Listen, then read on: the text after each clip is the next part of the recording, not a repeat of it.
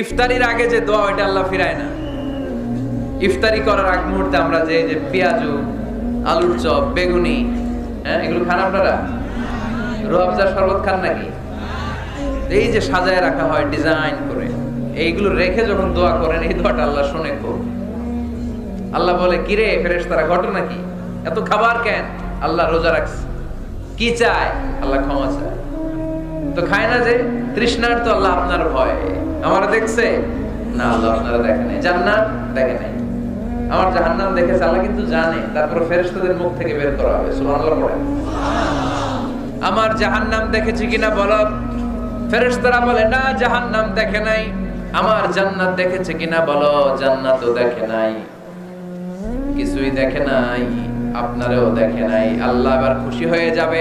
আমার খুশির জন্য, আমার ভয়ে তৃষ্ণার্ত ক্ষুধার্ত সামনে খাবার হাত বাড়ালেই খেতে পারে।